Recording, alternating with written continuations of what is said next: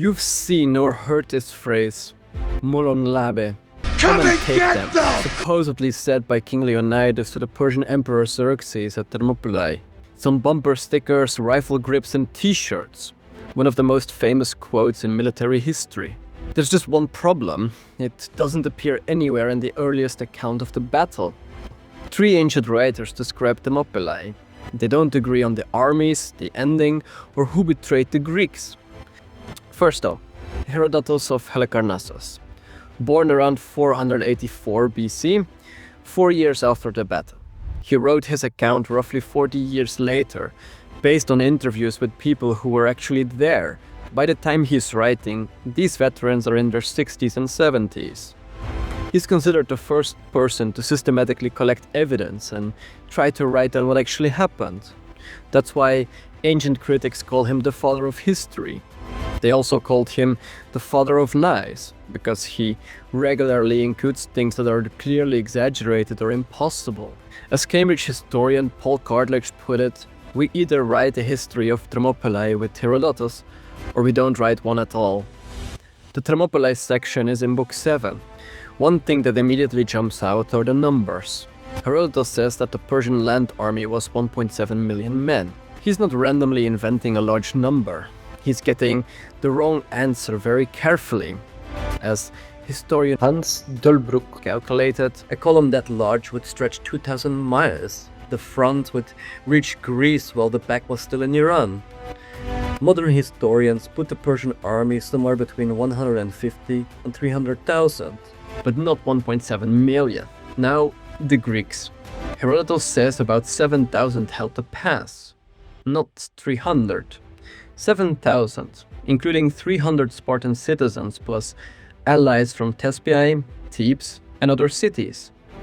And Herodotus doesn't describe a wall of muscle, he describes a real army. Then the Medes rushed forward and charged the Greeks, but fell in vast numbers. Others, however, took the places of the slain, and would not be beaten off, though they suffered terrible losses. In this way it became clear to all, and especially to the king, that though he had plenty of combatants, he had but very few warriors. If anything in Herodotus sounds a bit like the movie, this is probably it. Then someone betrayed the force. Ephialtes, the son of Eurydimus, a man of Melis, came to him and was admitted to a conference. Stirred by the hope of receiving a rich reward at the king's hands, he had come to tell him of the pathway which led across the mountain to Thermopylae. The Persians used that path to encircle the Greeks. When Leonidas found out the flanking force was coming, he told most of the allies to retreat. He stayed behind with men he'd picked specifically because they had living sons. He knew this was a one-way mission. Their job was to cover the retreat. Here they defended themselves to the last, such as still had swords, using them, and the others resisting with their hands and teeth. If you know about Thermopylae from popular media, that's this version. One source, written 40 years after the fact, based on oral testimony. Roughly 400 years after the battle, Diodorus Siculus wrote his version. He drew heavily from a lost historian named Ephialtes, who worked about 150 years after Thermopylae. Ephialtes' history is completely lost. We only know what he said because Diodorus copied him, and Ephialtes, through Diodorus, tells the story differently. His Persian army is 800,000. His Spartan force, Leonidas announced that only 1,000 men should follow him. There were then, of the Lacedaemonians, 1,000, and with them 300 Spartiates. 1,000 Lacedaemonians, 300 full citizens, plus 700 others. Both sources agree on 300 Spartiates. They disagree on how many came with them. The betrayer was not named specifically. There came to the king a certain Trachinian, a native of the region, a nameless local, not Herodotus' named traitor. And the ending, Diodorus says the Greeks didn't die defending a hill. They launched a night raid on the Persian camp. The Greeks broke into the pavilion and slew almost to a man all whom they caught there. So long as it was night, they wandered throughout the entire camp seeking Xerxes. A suicide assassination attempt. not found in Herodotus at all. Modern historians call it almost certainly fictional, probably an invention from Ephialtes, adding drama 150 years later. Our third source writes closer to the battle and should therefore be more reliable. Ctesias of Cnidus, a Greek physician working at the Persian royal court for 17 years, writing about 80 years after the battle. He called Herodotus a liar and a writer of fables. He claimed access to Persian royal records. We don't even have his original text.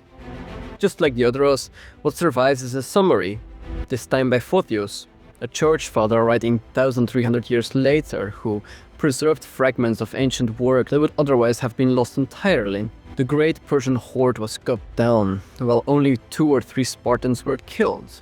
Then Xerxes ordered them to attack with 20,000 men, and these were defeated too. 2 or 3 dead Spartans versus 20,000 Persians. These are fantasy numbers, but Ctesias matters for one reason. Ephialtes, the traitor, the man who personalized the betrayal at Thermopylae, doesn't appear by name. Ctesias names different guides entirely, the leaders of the Trachinians. The central plot point of Herodotus' version is completely absent from the account written closest to the Persian court. 3 accounts and 3 different stories. And I haven't mentioned the biggest problem. All 3 accounts are Greek. The Persian Empire, the largest empire on earth at the time, didn't leave a single narrative about Thermopylae. Paul Cartledge, Achaemenid Persia had scribes, many of them, but not one historian. Persian inscriptions recorded victories. They didn't record defeats. Every number we cite, every Persian quote, all of it comes from Greek sources. Which brings us back to the quotes. Molon labe was first recorded by Plutarch, 600 years after the battle, not in Herodotus. Tonight we dine in Hades, 430 years after, not in Herodotus. The one quote with actual evidence, the famous Spartan answer to the remark, "Our arrows will blot out the sun." Then we will fight in the shade. that is in Herodotus. He attributes it to a soldier named Diodorus, whom he calls the bravest of all the Spartans. And the quote with the most evidence, an inscription in physical stone, recorded by Herodotus at the site. Go tell the Spartans, passerby, that here, by Spartan law, we lie. Carved within years of the battle, commissioned by the Amphictyonic League of Delphi, a political body representing Greek city-states. The closest thing to a primary source we have.